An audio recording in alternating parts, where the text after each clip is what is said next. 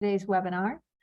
If you can, when you get settled, take a moment and in the chat function, tell us a little bit about who you are and your organization, where you're located, and most importantly, what you hope to learn today. We'd really appreciate it. We'll get started here in just a couple of minutes.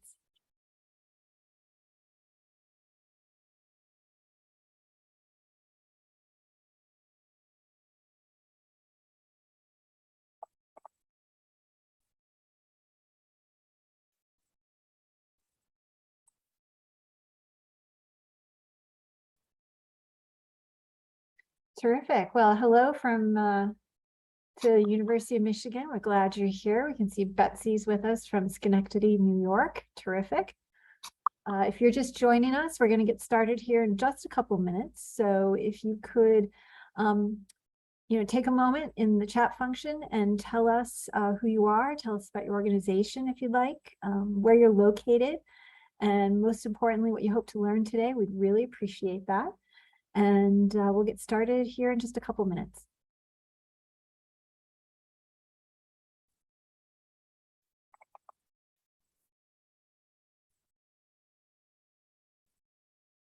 Welcome, Rob. We see Rob's here joining us from Alaska today.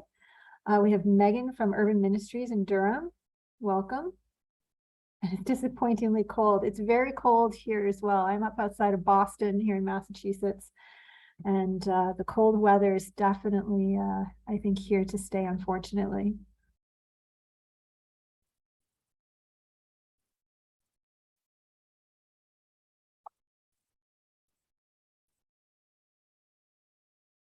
All right. I can see some folks are still coming in, so we'll wait another minute or two. If you're just joining us, welcome. We're glad you're here with us. If you could take a moment and use the chat function, tell us who you are, where you're located, maybe a little bit about your organization, and most importantly, what you hope to learn today. We'll get started here momentarily.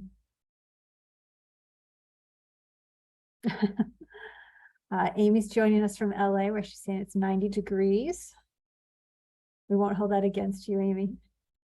And then we have Collegeville, Minnesota, St. John's Prep, Avenue University. Welcome.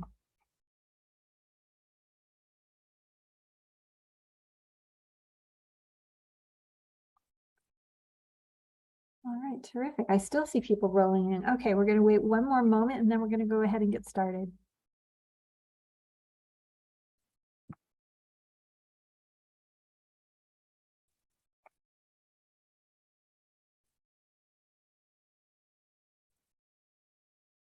Okay.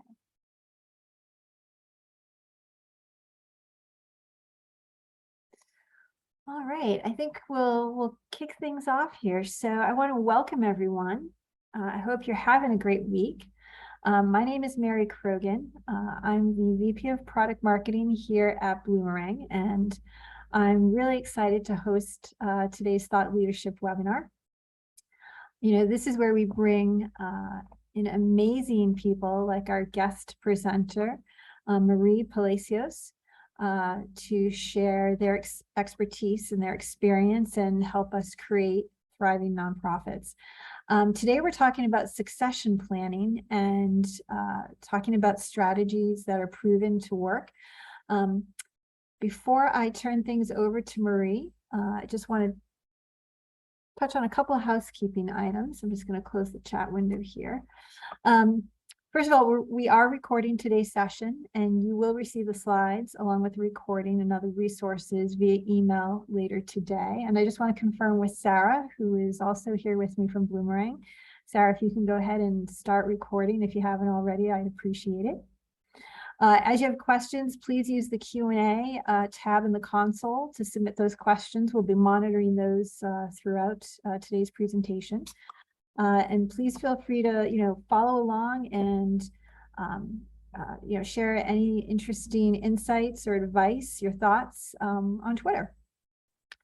And for those of you that may not be familiar with us, Bloomerang is a donor relationship management platform, and we're focused on making fundraising easier and helping you, foster authentic relationships with donors so your nonprofit can thrive. And not only do we have great software to help you acquire and retain and engage your donor community, we also have a great offer this month, buy now, pay later. So take a moment to check out our solution and the offer details later and at the end of the presentation today. But for right now, we are focused on our guest presenter, Marie. Marie, welcome. We're really excited to learn from you today, and I'm going to pass the baton over to you now. Let me stop sharing. Okay. Marie, you can take it from here. Good afternoon or good morning, everyone, depending on what time zone you're in today. I'm so excited to spend the next hour with you to talk a little bit about succession planning strategies that work. I was reading through some of the chat boxes on what you hope to take away, and one of you said how not to panic in the midst of a major transition. So I will go ahead and say breathe. That will be the first step, and hopefully some of the tools I share over the next hour and even some of the follow-up information that you can request will help you not to panic as much in the midst of a major transition. We know that transitions in leadership are some of the stressful things that an organization can face, and we love to provide some tools to help simplify that process a bit. So here's what you can expect today. Learn how to protect your organization's physical and intellectual property. We're going to talk a little bit about determining what information should be included in transition files. We'll explore a few ways you can implement communication plans, and we'll also talk a little bit about the threats that can arise during transitions. So before we get started, I know you know my name is Marie Palacios, and I am lead consultant with Funding for Good. Just so you know who's talking to you and why this is an important subject. I've spent the better part of 20 years. My entire professional career has been in nonprofit sector. I do have a for-profit business as well that I manage with my husband. But essentially, I've spent my entire career working either as a program director, executive director in development work, been a board member, pretty much any role you can imagine in the nonprofit sector, I have filled it at some time or another. And I have to say that in some of those positions, I didn't do as well in others because, most of us don't wake up in the morning, when we're looking at our career choices and say, I'm going to start a nonprofit or I'm going to run a nonprofit. We kind of just end up getting involved because it's something we're passionate about. And that was what happened to me. And, I was sharing with both Mary and Sarah as we got started, these types of trainings that Bloomerang offer weren't readily available when I started my nonprofit career. And they would have been so helpful if they were. So one of the things we say here at Funding for Good is that we don't want to just tell you what you need to do. We also want to show you how to do it as best we can in the time that's given. So that's my little disclaimer today. We only have about 60 minutes, and that's less when you consider all the Q&A. So we want to have some realistic expectations. We will not be able to cover probably everything you need to know about succession planning, but we hope to give you a great starting point, and we can certainly point to you to additional resources at the end if you find that helpful. So let's jump in. What is succession planning? Succession planning is the process of identifying critical positions within our organization and developing action plans for individuals to assume those positions. Simply put, we're trying to avoid leadership gaps. We know that nature abhors a vacuum. When there's a vacuum in leadership, there's a void. Then we somehow have to fill it. And sometimes that space can be filled with uncertainty, with chaos, and it can get unsettling for organizations. So we want to make sure that organizations can plan in advance so that when there is a transition, the negative impact that could happen for the organization is not as likely. A couple just quick facts, and I'm not going to read all of these, but just want you to have them in your packet. You'll get these by email, as Mary shared. We know that as of 2021, last year, there were 500,000 job vacancies in the nonprofit sector. So let that sink in. 500,000 open jobs. And everyone's posting on Indeed and LinkedIn, and they're looking for all these qualified people. But in the midst of this great resignation, we also know that more than 45% of nonprofit executives indicate they're planning to leave the sector by 2025. And that over half of those say they're not coming back to the sector. So not only do we have a ton of people or a ton of job openings, we have a lot of existing nonprofit professionals, experts in the field, and people who've been working with commitment for many years saying, I'm leaving, I'm not able to do this anymore. And that could be an alarming trend when you think about it. Not only are you trying to fill these positions with quality people, but those quality people or people who have that experience are saying, I'm moving on to other things. Even more shockingly, we know that very few organizations have retention plans. So if you look down there, we saw a drop from 16.8 to 12.6 of respondents stating they have retention strategies in place. So all of this great resignation going on, all of this succession planning need happening, yet very, very fewer than 20% of organizations are actively putting retention plans in place. And you say, but Marie, we're here to talk about succession planning. Well, succession planning and retention planning go hand in hand. I'm going to talk a little bit about that. So why is recruiting and retaining staff more difficult than ever? Instead of just hiring people and saying, now we got that position filled, let's move on. We have to understand that retention planning is one of the best things that we can do to start our succession planning process. We know that people leave because of pay. They're not getting competitive pay. They're expected to wear lots of hats, do things maybe that they're not experts at, but because we wear lots of hats in the nonprofit sector. Many of them feel like there is no balance between work and life. And we're always told, don't bring home into work with you. Yet we're expected to bring work home with us when we work in the nonprofit sector. So it's kind of contradictory. And, we just know that people are looking for opportunities to grow at the individual professional level. They're looking for advancement opportunities. And our small organizations often lack the ability to provide clear advancement tracks because there's simply not that many positions available. So what do we do about this? Let's talk a little bit about succession planning. Couple things we want to talk about today: legal compliance, roles and responsibilities, access points, and communication plans. Now, before I jump into these kind of checklist things, I want to make one thing very clear. I'm giving you tools that any organization can use today. They're going to be checklists. I'm going to give you conversation starters, but how a succession plan is implemented for every organization is going to look a little bit different. There are best practices. We know if the executive director steps aside, whether it's temporary or permanently, and whether it's expected or unexpected, that the board of directors is responsible for filling that void and making sure there's a plan in place, whether it's having an interim come in, whether it's someone internally stepping up, but there has to be people, there have to be board members saying, okay, this is the plan should we lose our executive director. So it really is all about the people and the conversations and kind of taking the pulse of your organization on a regular basis. I don't want you to think in any sense that you can just create these quick checklists, put them on a desk or in a folder and let them collect dust somewhere, because you will be sorely disappointed when all of a sudden you realize this stuff is no longer current and relevant. So succession planning is a live process. It's something that should be happening in every single day, but these are 4 things you should be considering when looking at succession planning. I really do advocate for nonprofit leaders to engage in focused conversations. And we really hope that organizations will be more proactive versus reactive in their leadership culture. One of the best questions I ask, or one of my favorite questions I ask nonprofits, is what should we do over the next 3 to 6 months to prepare for the possible transition of? So you're going to start with your leaders and you're going to say, what should we do? What should we do if this person heads out? And we all say, but this person's not planning on leaving. Well, we're going to talk about the different types of transitions, but this is just a great brainstorming session. And there's other questions that go along with this, but this is the first. What should we do over the next 3 to 6 months to prepare for the possible transition of? And if each one of us as a staff member is tasked with answering that question for ourselves and saying, this is what I think you should do, then that provides a lot more information to the team on, wait a second, this is what this team member is covering. There are different types of transitions that we need to be aware of. The first is friendly. And, we have friendly, and that's timely notice is given. There's good intentions towards the organization, and the person is willing to make sure that there's a smooth transition of leadership. So that would be friendly. It's obviously exactly what it sounds like. And then we have hostile. It's conflict-based, animosity or frustrations present.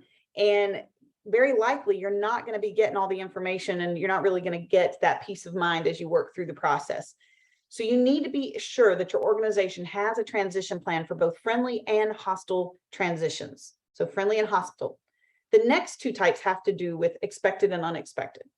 If you expect a transition in leadership, then you know that written notice was provided. Maybe it was verbal. There's a term limit ending. For example, if you're talking about board members, their term limit's ending and they can't renew. If it's an executive director, maybe they've indicated that, when I reach this point in my leadership, I'm going to be retiring. Maybe a special funding period is ending. You had a grant fund that paid for a position and that funding is ending, therefore the position is ending. Or the writing's on the wall, you just kind of feel like this person is, we hear the term quiet quitting. It could be quiet quitting. It could be this person is kind of saying, this isn't working for me anymore, but we know it's happening. So for example, when I was executive director of the nonprofit, I, was excited to find out that I was pregnant. And the board knew, okay, there's going to be some type of transition, and it could be temporary.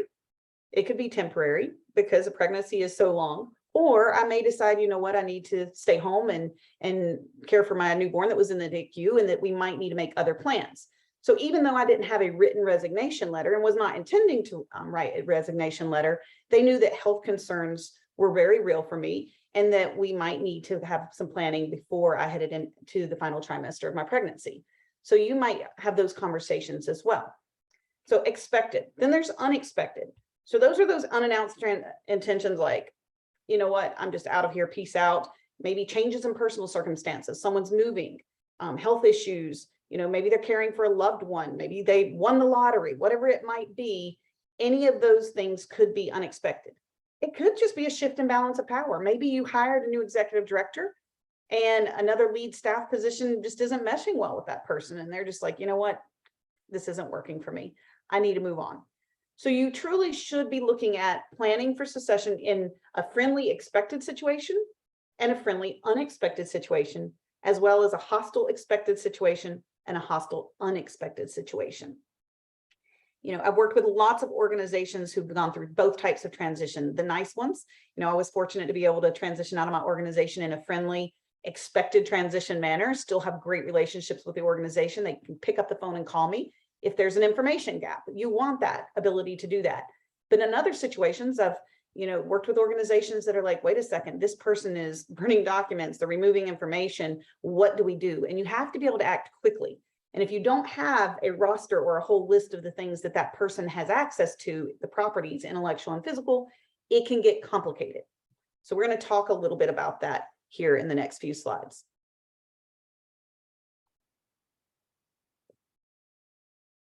So as you're thinking about the different types of transitions, I want you to kind of consider the following focus questions. And I broke it out because there's lots of different things to consider. What can we do over the next blank months to prepare for an efficient leadership transition? And it should be related to a particular role, because every role is different. That's the major focus question. So if I call my teammates in and I say, you know what, I'd love to have a focused conversation. This is the purpose of the conversation, to determine what can we do over the coming 6, 12, 18 months to prepare for an efficient leadership transition. We're not saying the person's leaving. Maybe they are, maybe they're not, but what could we do? The first thing is just to get the facts. And we tend to start out, a lot of us are just worked up and it's been a long day and we're like, but I feel like this, and then just get the facts out there first. What are our current realities? What do we know to be true about the role and responsibilities of this particular team member? They work 40 hours a week. Well, they're scheduled to work 40 hours a week. They're actually working 50. They've been carrying the workload of someone else. What do we know to be true? Just facts. And we put it all down on a piece of paper. What do we feel are the biggest challenges we should expect related to the transition of this team member? Now that team member is going to have their own perspective. They're going to say, you don't even know what you don't know. Here's what I've been doing that you're not even aware of. Who's going to even know to step in on these things? And then other members of the team are going to say, I need to know this from them so I can do my job, or that we can fill this space more adequately. So then it's a team conversation with the person who might be transitioning out, that position leader, as well as the team members that will be impacted by that transition. Next, I encourage you to ask, how might this transition impact? And it might be one of our staff, our clients, our board, our programs, community partners, grant obligations, and break those up into segments. Don't get it all jumbled. You can even just put a little matrix on the board. You can have a whiteboard and put it in columns. And if you want something super easy and exercise to do this on, I get one of those, those big legal pads, those memo pads. And before I even open up the conversation, because when you start opening up the conversation, our extroverts will speak really quickly. We want to level the playing field. So I'll get one of those big memo pads and I'll put it up there, and I might put something like, how does this affect our staff? The next one will say our clients. The next one will say our boards. The next one will say our programs, our community partners, our donors, or our grant obligations. And I have one page for each of these, and I just put them up around the wall. And I get people in front of each pad. I'll say, okay, which one are the one you're going to speak to the most? So if it's the board, they may start out at the board pad. If it's staff, they may start out at any one of those, it's, depending on their role. And I set the clock and I say, okay, you're going to take 2 minutes in front of each pad, 2 to 3 minutes, depending on how many people are in the room. And they'll start filling out, how will this affect our staff?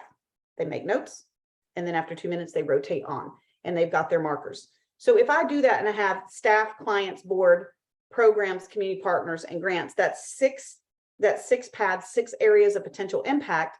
And I'll give them 2 minutes in front of each. In 12 minutes, my team has shared a wealth of facts about how this might impact, and then we can go into conversations. If I open up the floor in 12 minutes and say, how might this impact our staff?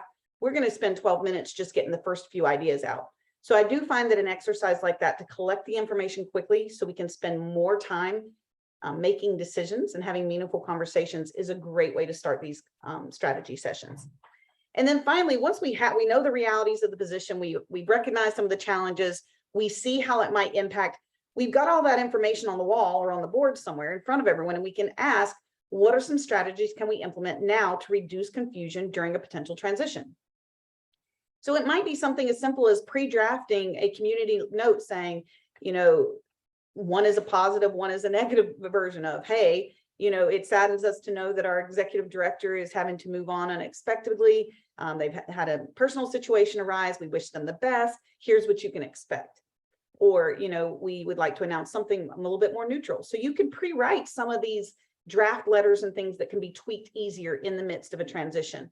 This is especially helpful if it's going to be an unexpected transition. So when you have an expected transition, usually you have time to get those things in place. But again, if you move through a conversation like this and you have it on the wall, whether you're using whiteboards, sticky notes, or those legal pads, it's much easier to go from what do we know to be true to what can we do once we've identified those steps in the middle. Does that make sense to everyone? Helpful, not helpful? Let me know if these little prompts for your conversations were helpful for you at all in the chat box. So succession planning doesn't start with people, it starts with the requirement of the position. Now, I know earlier I said it's all about the people, and it truly, truly is. But a lot of times we're trying to replace the person, and what we really need to be considering is, what are the requirements of the position? What type of person or skill set? Because if we're honest, a lot of the people in our organizations are unicorns. Unicorns are the people that I say they just are brilliant in lots of different ways, and we have come to depend on them for things that a normal, I won't say normal, because what is normal these days? Everyone is different in their own way, but maybe that person just has a unique skill set, and we think we're going to hire someone at $30,000 to do this. I'll give you an example.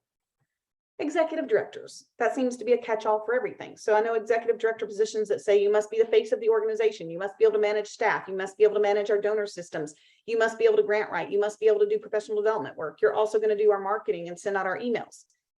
Well, if I break that down, that is a lot of different skill sets that we can't often find in one single person.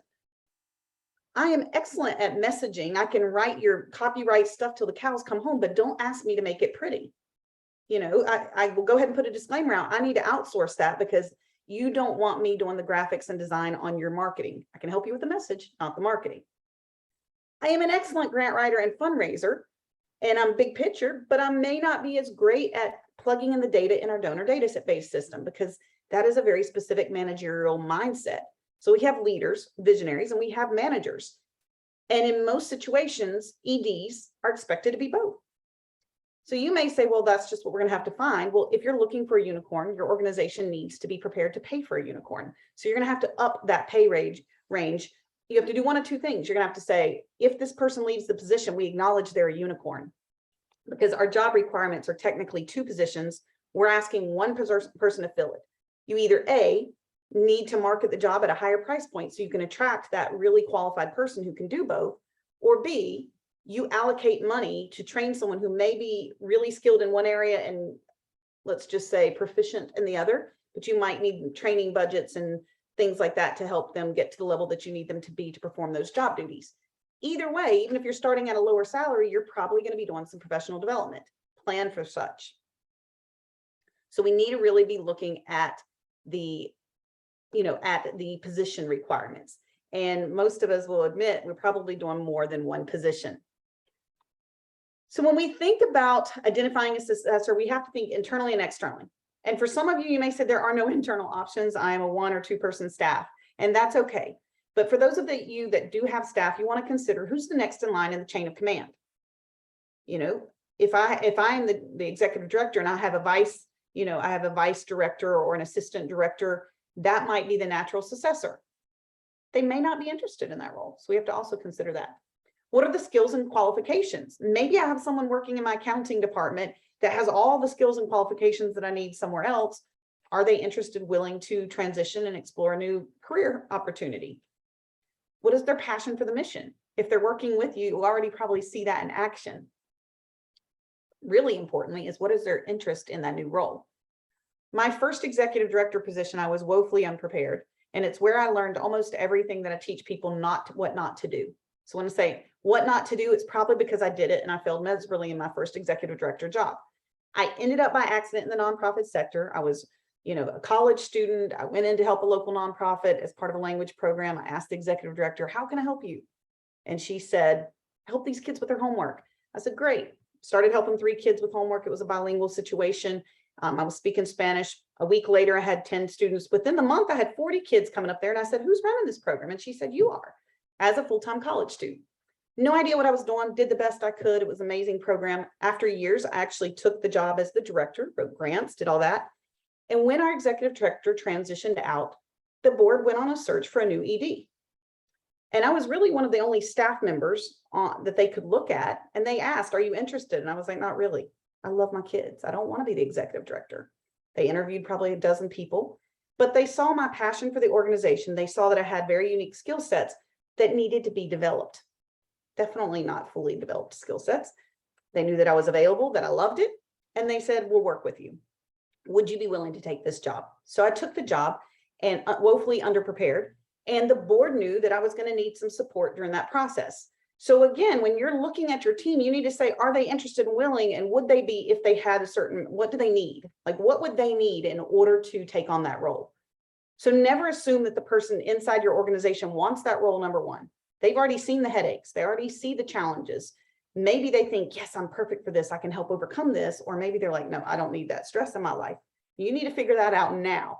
Have these conversations on if you were to be, if openings in this organization were to be available, is there a position that you might be willing or interested in exploring training for, and see where that goes. So we have to consider, are they going to be interim or long-term? So if my executive director is out, I ended up having to take unexpected longer maternity leave due to complicated pregnancy. Who was going to step in the interim? Well, it was a staff member and a board member that had to step up. It was unexpected health issues. And I felt it was only fair to make sure that that staff member was getting payment above and beyond their salary, because they were then expected to do 15 or 20% of my job. Some things just had to wait, but they were doing extra work. So even if it's an interim situation, are you willing to pay them? What's that competitive compensation? You should be. What are reboarding expectations and support systems that will be in place? When you're looking at external, you have to think about the things you definitely need to be putting in place, like your current and relevant job description. I'm working with a group right now that has someone transitioning out, and they're like, what, my job, what I actually do is so different than the job description I was provided, because the people who hired me don't really understand fully what I do. So they kind of put it in a general context. So they're helping their supervisors create a current and relevant job description. There needs to be a clear understanding on the required skill set. Funding for Good gets hired all the time to help organizations find their first development director or executive director for this reason. If you don't do professional development work, how would you know who to hire? I do a lot of interpretation in Spanish and English. And I had a library once tell me, Marie, we hired this wonderful translator for the library. And I said, awesome. How do you know she's wonderful? I mean, I'm sure she's a wonderful person. How do you know she's a wonderful translator? Oh, because she was raised here since she was little and this and that. I said, well, I'd love to see a sample of her work. Just make sure what you're getting. And they sent me a flyer for an event, and it said something like free hot dogs and hamburgers. But in Spanish, there are 2 words for free. Free as in gratis, which means it doesn't cost anything, and free as in like free in the spirit. You're free to do whatever you want, which is libre. Their hot dogs were running all around the town because they were libre, not gratis. So the supervisors knew they needed someone bilingual, but they didn't know how to actually test the skill set. So I use that as an example to say there are going to be positions in your fields that you might not be able to really assess the person's skill set adequately, and you're going to need someone to come in on the hiring process. When I had to hire an archaeologist, I'm not an archaeologist. I'm going to bring someone in that knows the field. I'm looking for who I can work with as a teammate. I'm looking for someone with organizational skills, all the stuff I'm looking for. Great. but I need someone who's an expert in the field to ask the questions that I wouldn't even know what to ask, and I wouldn't know what answers to expect. The board needs to be aware of the same thing. When you ask about fundraising background, do you really know what you're looking for? Job announcement strategies, clearly defined application processes, all this stuff can be come up with in advance, and you can have it mapped out, and then you can just update it as it gets become closer to a reality. Detailed screening strategies, you know you're going to do a background check, you know that board members are going to be calling. So if you have those already mapped out, it's going to make it so much easier. Decision-making processes, there's going to be 2 rounds of this, there's going to be X, Y, or Z, the board will make a decision, the executive director will be the decision maker if it's a staff member. All of this stuff can already be pre-created, and then you should have offer packages or processes created, highlight the information you're not sure of. So you can say we are prepared to, you can have all the language in there, but then highlight the sections that you'll need to update depending on the position. You'll also need to know onboarding and support systems. What are you going to be able to offer? Again, these are things that you can work on in advance. I'll be answering questions here in a moment. So now that we've talked a little bit about the people, let's talk a little bit about legal compliance. And I'll come to the questions and answers in just a moment, the Q&A. So whose job is it? Well, the board oversees board member transitions. So if you're losing your executive, your board chair, your treasurer, all of those people, it is the board's job to fill that position, not the executive director's. Staff, including the executive director, can provide recommendations. They can say this volunteer would make a great fit for the board. But at the end of the day, it is the board's job to fill board seats. I work with a lot of organizations right now that feel like it is their executive director's job. That is not best practice. The executive director works at the pleasure of the board. That means the board is the boss of the executive director collectively, not one member at a time. So it is the board's job to do that.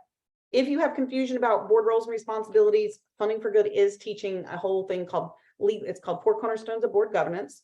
And we address legal and ethical roles and responsibility of boards. That's happening on November 2nd. I'll show you where to find that because we can't go into that today. But the board does know it is their job. The board should know it's their job to oversee board transitions as well as executive director positions. Now, you may call the executive director something else. Maybe it's your operating director, your CEO, but whoever that chief person is that reports to the board, they are the one employee that the board hires, supervises, and fires and replaces. So if anyone else on staff is transitioning out, maybe it's your program director, maybe it's your finance director, whoever it might be, the ED is the person that will oversee all staff transitions. They can certainly request board support. I always loved having certain board members come in. If I'm looking for someone in accounting, I'm going to probably have my treasurer in on that conversation, not because they have to be, but because I value their input. Technically, the ED can hire anyone they want as long as they stay within the budget that the board has provided for staff. But there is value in having those extra people in that interview process, whether it's a teammate or a board member or someone else. So the important thing there is all members of the team should support and share a unified message. We know it's so-and-so's job to go through this process. So a couple things that you can do to protect your organization as well as those who work with it is make sure that you have employment contracts. In the for-profit world, this is a no-brainer. But for some reason in the nonprofit sector, we don't have employment contracts for most groups. I mean, I'm not saying all. If you do, let me know in the chat if you have an employment contract. Many of us don't. We should have a board agreement form. So if your board isn't signing something saying, this is my board agreement form, this is what I'm agreeing to do, I understand my legal and ethical roles, that creates issues. It's hard to hold people accountable when they don't have a contract to hold them accountable to. So whether you call it an agreement or a contract or a covenant, whatever you want to call it, you're at least at the employment level, it should be an employment contract outlining their compensation, expectations, and things like that. So there should be a signed statement agreeing to abide by the organization's approved policies and procedures. That might be part of that employment contract. It might be something else. Non-disclosure agreements. In the nonprofit sector, we're dealing with vulnerable populations many times, are very, we'll say not secretive, but confidential information. Make sure that you have those non-disclosure agreements. We work with a lot of groups that are going through hostile transitions, and there are a lot of disparaging comments made. Now, people can make comments that are terrible. The question is, are they true? So non-disclosure agreements for certain organizations might be more detailed. For others, it may be, we're simply not going to share client information. And, it's not getting into other things like disparaging comments. Again, it really depends on your organization. If you're going to have those, I do highly recommend that you have an attorney look over those just to make sure that all parties are protected and understand the language that's included. You're going to have intellectual and physical property agreements. So it might be that you say, okay, and maybe this is part of your employee contract. I will be issued a computer, a cell phone. These are property of the organization and will be returned in good condition upon termination or upon, transition out of my role. Some of these things can be in the original contract. I'm just giving you bullet points. You have to have updated compensation agreements. If I came in 10 years ago and you've changed my pay, then that first compensation agreement is not valid anymore. It needs to be updated. Performance-based incentives, performance improvement plan. You need to outline, this is our system for addressing issues in employment. Maybe it's a warning system and then it needs to be in writing, or if it's a verbal warning, there need to be 2 board members present if it's an executive director, or 2 board members present if it's a board member. Again, having these things in writing really help. And then end of employment leadership processes. Everyone should know, what do I need to do to end my tenure here? Board members should know that they need to submit a letter of resignation to the board secretary, board chair, whoever that's going to be. The ED needs to know that they need to share that. There also should be very clear processes in place. And I'm saying this because I'm working with a group right now on this. And employment leadership processes that say who should they contact, when, and why. So for example, we have an executive director transitioning out of their role, and they announced their resignation to the board, and within 24 hours they had already reached out to call all their major donors and people to let them know that they were moving on. And the board was really unsettled because they said, we didn't have a chance to frame that information. We wanted it to be unified. The executive director wasn't necessarily being malicious. She was just like, I'm trying to check all my boxes. I need to let people know I'm leaving. But it really didn't give the board time to help be a part of that conversation with major donors and stakeholders. So I encourage you right now, have in an employment leadership processes in place that say, I understand that the process is I submit my resignation. If I'm the executive director, I don't share my resignation with anyone until the board has received it and we have agreed on next steps. Like, we're going to announce it to staff first. We're going to then take it to stakeholders. Then we're going to do this. There needs to be a process for that so that it does not create confusion in the communities that you serve. You need to be able to answer the question, does this team member serve as an authorized representative for the organization? So when I say this, I'm speaking about that person who filed your documents. Maybe they're on the bank signing card. Maybe they're on the post office box. You need to be considering they can't just up and go. They need to transfer those things over, or you're going to have headaches. If you look online on all these nonprofit forums, you'll see our founder had the Twitter account. We can't get in. The founder had the bank account. We can't get in. Post office boxes. I personally dealt with that one, trying to figure out how I could change our post office box. Well, it was in someone's name that hadn't been part of the board in 15 years. How do I deal with that? So making sure that you know who authorized representatives are for all of your accounts is really important, so that when they transition out, you can look and say, oh, Mary is an authorized signer for X, Y, or Z. We need to make sure that she goes with us and authorizes the next individual that will be filling that position, whether it's an interim or whether it's the permanent replacement. Hopefully that makes sense. For legal considerations, you also need to consider very strongly, what do you owe the employee? Maintain integrity and transparency. You should have an analysis of all pending payroll and compensation. You need to say, what do we owe this person? You have to pay them in most statements, or in most states, at the time that their next paycheck would be due. So if I'm due my weekly paycheck on Friday and it's my final week, my final paycheck should be coming on Friday for most states. You'll need to check with your state and see what those final payment laws are, but you need to be aware of that. You need to know if this person is eligible for post-transition benefits. Are they getting a severance? Are they getting retirement package? Are they getting unemployment? You should be aware of that so that you can work with the proper organizations or entities. And it needs to be a respectful and professional process. So there need to be people who are authorized to say, I'm going to be the communicator. Inevitably, in every transition, there are going to be ruffled feathers, hurt feelings, especially if it's less than friendly. Maybe it's just what I call strained and civil. I put friendly and hostile. I should probably put one in the middle that's kind of like strained but civil, meaning I'm tired, I'm exhausted, I just want to be done. I don't wish you any ill will, but I'm not going to go above and beyond to help you. So that might be a third one I add in the future. I see that a lot. When people are at that strained but civil level, Any acceleration, any kind of confrontation can just push them into the hostile realm really quickly, because they're like, I'm doing my best and here you are, keep pushing me. So I do consider having a respectful and professional process. What people say, this is the person communicating. The treasurer is going to reach out with you and make sure you get your final check. We're going to have nothing but well wishes, all of those types of things that need to happen. So I'm going to move kind of quickly because we have a lot to cover, and then I'm going to answer your questions as we wrap up today. We have roles and responsibilities. So when we think about filling positions, we need to think who's going to serve in the interim if needed. So if you have an executive director that's absent, you should have critical functions somewhere, and you should have these can wait.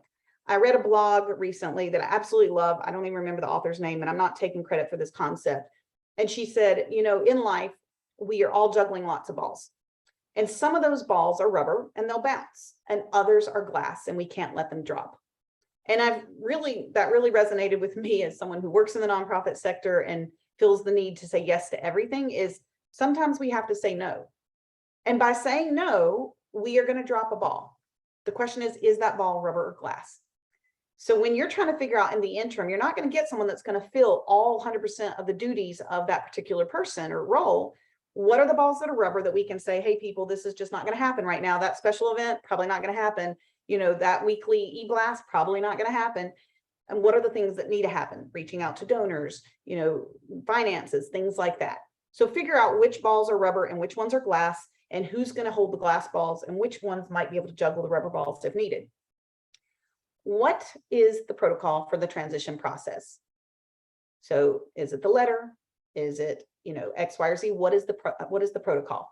So you do need to figure that. We talked a little bit about that, about the process. Where the essential documents and items required for daily operations. I'm going to talk more about this in the next section, so I'm not going to go into that too much in detail. When can we expect to fill the position with a qualified successor? So let's just think about board and staff.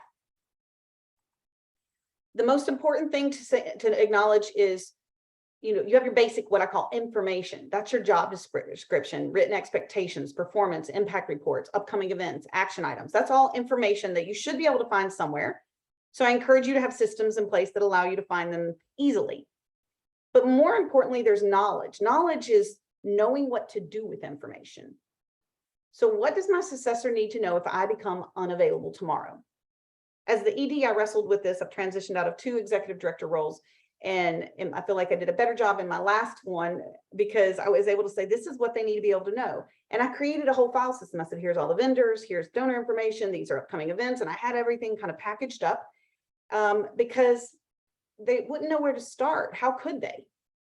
So I encourage you with every lead position, whether it's a board position or a staff position, to get all the things, the information, get them in a file somewhere.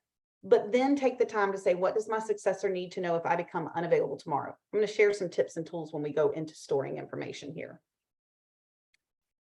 A couple things that we can think of to get that we should consider when developing leaders from within is think about action teams to achieve immediate goals. So instead of saying we have to have board members, we have to have staff members do X, Y, or these long committees or these long commitments, create small tasks and assign them to team members who have the skill set that maybe wouldn't normally be on it, just something quick and easy, and say, let's get them involved. So maybe it is helping input donor information. You know, obviously you want to maintain confidentiality, but so people need to be cleared. And you say, we're going to do a quick cleanse of our database and we're going to involve you in this. And it's an action team.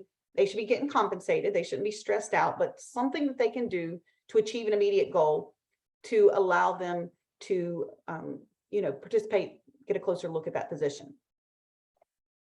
I like to do this at the board level because we always need new board members and we're filling seats. And again, I covered this in our November 2nd webinar, but we're trying to fill teams all the time. We shouldn't be waiting till the last minute.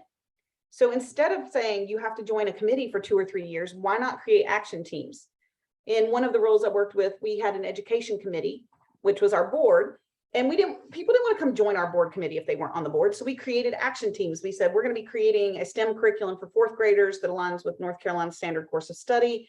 And we engaged school administrators, 4th grade teachers. And we said, this is going to be a 3-session task and you're going to benefit from it in this way. we got administrators, we got teachers in the room for that action team. And when they were finished, we're like, here are the next action teams coming up. We're going to be doing 8th grade next. We're going to be doing X, Y, or Z coming up as well. So that is just one thing with action teams. Any questions? I'll look at those as we get through. Include leadership prospecting on quarterly agendas. The best way to know who you need is to know, do you have a strategic plan? Your strategic plan is what guides an organization's growth and development. So if I know that a capital campaign or a construction campaign or something's coming up, that might influence the skill set I'm looking for on my board. So knowing what our plan is, if we have a strategic plan, we should be able to say, these are goals for the next 3 years. We should be able to say, what types of leaders do we need to achieve these goals in the next 3 years? So again, prospecting within the context of your strategic plan and your development plans is important. You can engage qualified members on subcommittees. They don't have to be board members to be on a subcommittee. You can have a structure that allows your subcommittees to have a chair that's from the board or a vice chair that's from the board, but you could populate your subcommittees or action teams with non-board members to start getting a new generation of leaders in the pipeline. You can host impact events to engage community members. So, you know, it might be an open house where you should have someone share a story, have a little video in the background of clients sharing a story, or your impact. It might be meet people firsthand. So those are a couple things that we can do. Give me 1 second here. Let's see, looking at some questions. All right, moving on. So I've got a couple handouts for you today, and then I'm going to kind of keep going on the information. Let me pull this over for a second. Give me 1 second.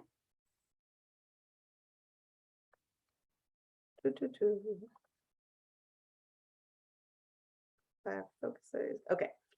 We were talking earlier about knowing who's going to transition out. So this is something that's coming to you in the handouts. It's in a Word doc. Well, I believe it's in a Word document in the format you're receiving, and I sent it in a Word document. I encourage you to write down positions within your organization and look at the reds are the people that you need to stop and prioritize leadership position. It could a transition. It could be because they've already submitted their notice, or you know that's on the horizon, or it could just be if this person were unavailable tomorrow, our organization would be severely impacted. Those are your reds. Yellow are your slow down and focus on these. Like, okay, this person's pretty new. They're happy here. Things seem to be going well. We need to be alert. And green, you're looking at maybe your new people who are filling positions that are important, but maybe not, you know, they're not, the whole organization won't collapse if they leave. Those could be green. Those could be, I want to invest in these people, get them into the leadership pipeline. So this is a succession planning matrix that you can use. And I'll share 2 others in a moment when we move forward. Okay, let me go back over to my PowerPoint.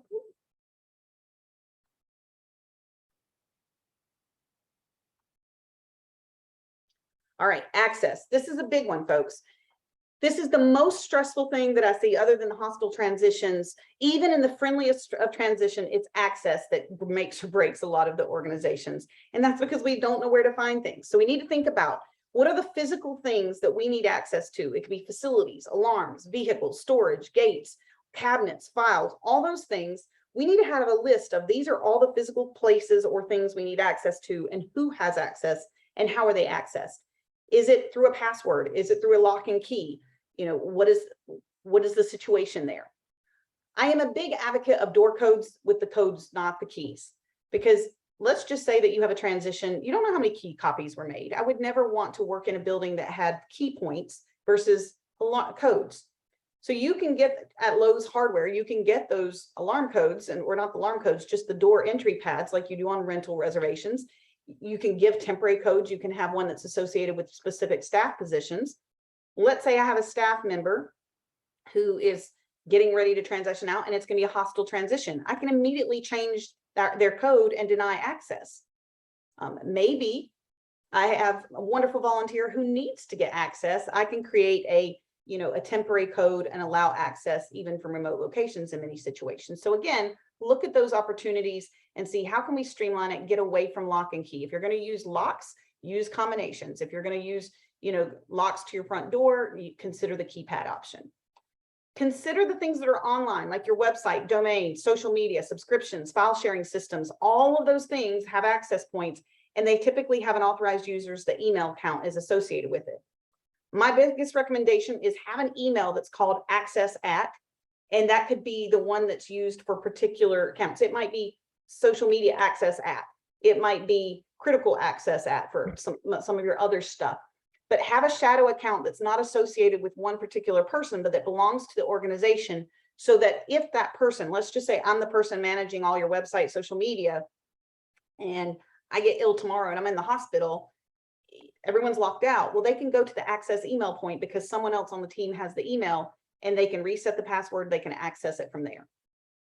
Think about the authorized only stuff, like your post office, power of attorney stuff, contracts. Maybe there's a contract signed and you had to have a particular person's signature, IRS state, insured entity, all those things, those require people. So you can't even get into the bank stuff without, without certain clearance stuff. So you've got your financial stuff as well, your bank contacts, signature cards, debit cards. You're going to make a list of all of these things and say, this is what we have, and this is who has access to it, and here's how to find it. Now, you can have this in an electronic file that's secure. You could have it in a Dropbox file, for example, and not grant access to other people. So as the executive director, I had a file that said my access points. And then when I knew I was going to be out, I granted access to, my board chair always had it, but I might grant access to someone else. But for my access points, my board chair would have potential access, and then myself as executive director.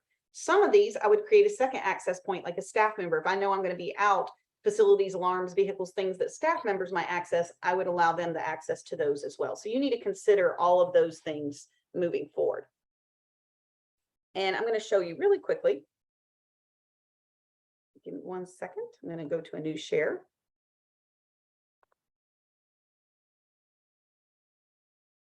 Your handout, you'll also have a handout here, which is a checklist. So all the things that we're talking about right now, the legal, all of those things, I've given you kind of samples of what that looks like.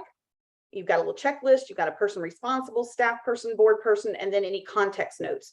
So you're welcome to take this, make it your own. We have roles and responsibilities. All the things we've been talking about are in this checklist that is being made available to you through Bloomerang. You'll be getting that after our session.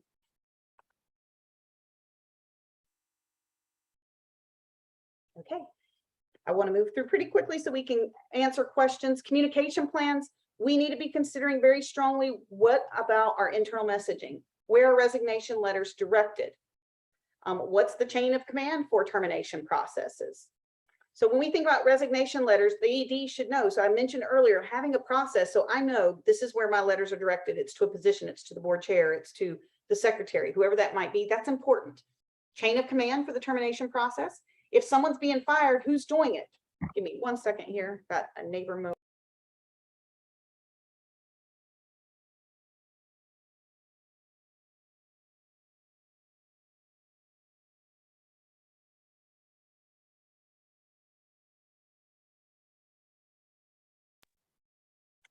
Who will notify specific team members? So if a staff member's being terminated, then the executive director might be the one that says we need to have a conversation because rumor mills run, that needs to be framed through. This is the person that's leaving. If they're leaving for personal reasons, we respect that. If we need to do something else, if there were conflicts, everyone's aware. We can't just brush that under the rug. What's the message being shared? So who's the person who will notify team members? If it's the executive director, will they go in with the board chair? Will they go in with someone else? Their vice chair, whoever it might be, who's going to notify team members? What information is shared? Who's leaving? What that means for the organization, when they're leaving, why they're leaving, all those things that people are going to ask. Sometimes, we say, well, we're not going to share what the reason they're leaving. And again, nature abhors a vacuum. So if there's a void of information, people will start making stuff up to fill it. So again, think about respectfully what you can share so that people feel assured that things will be okay and we can move forward. How will team members participate in community outreach and messaging? So what can I do to help? So for example, if I know my executive director is transitioning out and I'm the program director, then I go out in the community and someone says, oh my gosh, this person's leaving. I can say, you know what, we are just so sad. That's some big shoes to fill. But thankfully, we got a great board. We got staff that's stepping up and we've got a plan. We hope that you'll continue to support. I had an organization recently that was losing a program director. and someone made a comment to another staff member about it, and they're like, oh my gosh, I don't know what we're going to do. This person was doing everything. We're going to be lost without them. We have no idea what's going to happen. And that message got around the community. We don't want that. We want the, yes, this person was amazing. And the team that hired them, our executive director, our board, is equally committed to making sure our next one is amazing as well. And in the meantime, we're going to hold down the fort, and we appreciate your help in sharing this message and continuing to support our program. So what's the message you're going to share? Because once you know what that message is internally, you can share it with the public. We need to know which stakeholder groups need to be notified. You can have lists. It can be donors. It could be your clients, anyone there. What are the key transition facts? The same thing you talked about internally. Your exterior message should be similar. Who is the designated point of contact? So if your ED is gone, who's now the point of contact? It may be that you just continue to use your ED at whatever org, and that someone else is checking that so that you're not losing a lot of information.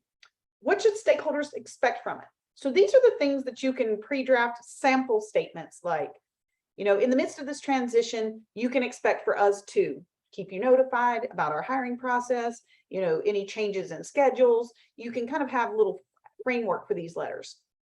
And then finally, how can the community support? So this is what we need from you. We need for you to support in X, Y, or Z ways. We're going to need extra volunteers for this particular thing. We're going to need our sponsors to really come in strong this year at our annual event. Whatever it is, it needs to be a uniformed message. Who's the person sharing that message? If it's coming out from the board and it's coming out from the staff, it should be the same message. So we want to remember that it is a process, not an event. So again, I'm going to give you these tools, and I hope that you use them, but it's going to be an ongoing process so that you can be intentional and foster the leadership coming down the pike. So a few final quick tips before I take your questions. You want to make sure that your leadership team is engaged in regular strategy sessions focused on succession planning. You can do the what if. You know, what if I were to become unexpectedly available? We need to have those conversations. We don't have to say get hit by the bus. Let's just say I won the lottery. Make sure succession planning processes are in writing, accessible, current, and relevant. I like to use shared file systems. So I have one Dropbox for all the positions I've ever served in, one Dropbox that people have access to, and people have access to different folders. So my board has access to all the board folders. My staff has access to certain program stuff. But outside all those folders where anyone could find it, it's here's my emergency one pager.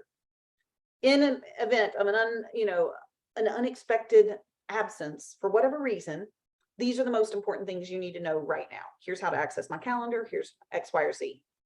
I'm a big advocate of using a team management system like Asana, Monday, Trello, whatever, Google Teams, whatever you want to use, because that allows us to see what the person's doing, what they're working on, what tasks they have pending. You can use a shared calendar. It really helps. You know, Mandy, owner of Funding for Good, and I use Asana. We love it. We use the free version. It works great.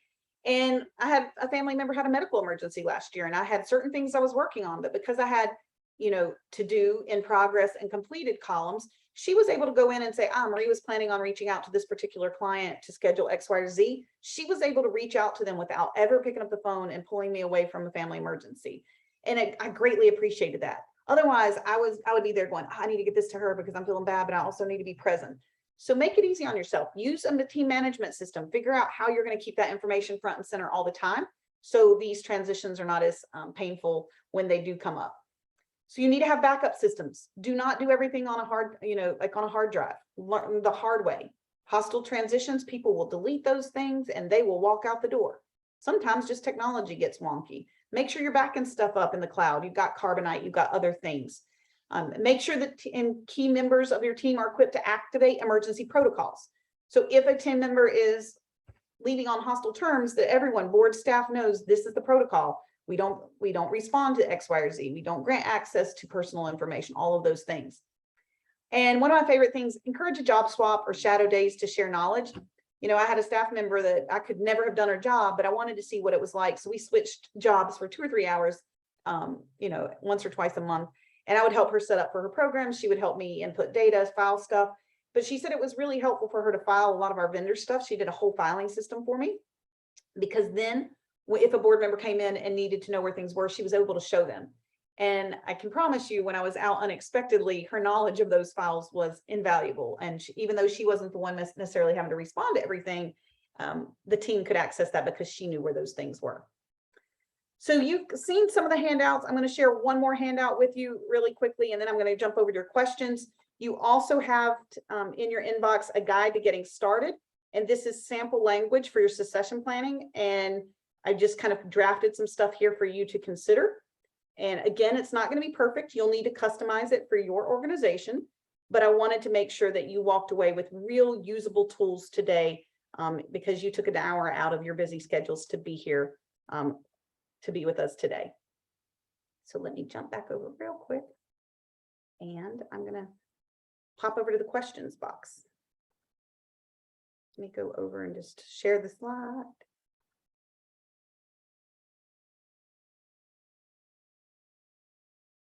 All right, questions of Anonymous, and we have about 2-3 minutes. Let me hop on these. I have someone that said, how should this plan be shared with the team? Our ED has a policy, but is only currently shared with one member of the executive team. Great question. Succession plans are not supposed to be a private matter. I mean, the amount of compensation and things like that absolutely might be confidential at the moment, but this should be group conversations. So if you're looking at the ED has a policy, but it's currently only shared, that I would say I would revisit that. So if the ED is going to be out, the executive committee, which is your, usually your officers of the board, are going to have to step in really quickly. So there needs to be things related to the board's role in that sharing of information. So I would say that's not best practice. I understand why it happens, because some people feel like, well, I'm not going to waste your time with something that's not a reality just yet, but I do encourage the focused conversations as a team. If you had 60 days before taking on an executive director role and were new to the nonprofit sector, what would you read and who would you talk to? I'm going to have to think about that. Well, you've got a lot of resources at your fingertips. You've got Bloomerang here doing amazing work and sending out educational information. Our small business centers or small business development associations in almost every state have free sessions. Here at Funding for Good, we have regular trainings. You can get on to fundingforgood.org and you will look for events. We have free and low-cost training opportunities on almost every topic. Right now, we're in the middle of the leadership training topic. Next year is all about capacity building. Secession planning is part of capacity building. Our 2023 series is all about that. You see that on your screen. I'll have to think about what to read. I've read a lot of different books on. I'll have to think about that and send you a response on that one. I don't understand the concept of action teams. So action teams are what you might call an ad hoc or a task force. It's instead of being an ongoing committee, they've got one task. So it might be launch a membership program. It might be grow the membership program from 200 to 500 people within the year. So it's a goal-oriented team, and people are motivated by successes. So I typically frame something that can be done in one day or in 1 month, but something that usually doesn't take a long extended period of time, because I'm trying to get new blood in and get people to say, wow, that was fun. We did that in 2 meetings and look what we accomplished. So it's action-based. It's not sitting around in committees talking about stuff for the sake of talking about it. It is, our goal is to increase the membership program. How are we going to do that? Let's do it. And we've got X amount of time to do it in. So hopefully that was helpful. Is there an optimal time frame from notice to the board to departure? One can stay too long or leave too early. Absolutely. From notice to the board to departure. Who are you speaking about when you say, Matt, when you talk about from notice to the board? I think that as much notice that an executive director can give, the better. I let my organization know a year or two in advance, hey, I probably will be transitioning out in the next year or two. It's time to start thinking about it and having a conversation. People say 2 weeks. 2 weeks is professional, but I think for an executive director position, that's not a lot of time to prepare. So as much as possible. From the board, you should have term limits. We're big fans of a 3-year term limit for lots of reasons. And again, I'll talk about that in our 4 Cornerstones of Board Governance webinar that we have coming up. Okay, ED, I would say as much as possible. 2 weeks would be minimum. That's considered the professional minimum. But I would honestly think if you know a year in advance, if you know 6 months in advance, you may have reasons for not sharing it that early, but certainly the more time you can give your organization to prepare, the more they'll appreciate it. And the more you can focus your time and energy on the things that you know are going to make a difference in the long run. So I'm going to turn it over to Mary. So again, thank you so much for spending this time with me. We have lots of resources, and I know that Mary's going to run a poll. Funding for Good does have a ton of events coming up, including our board 4 Cornerstones of Nonprofit Governance. I know Bloomerang's got a lot of stuff coming up as well.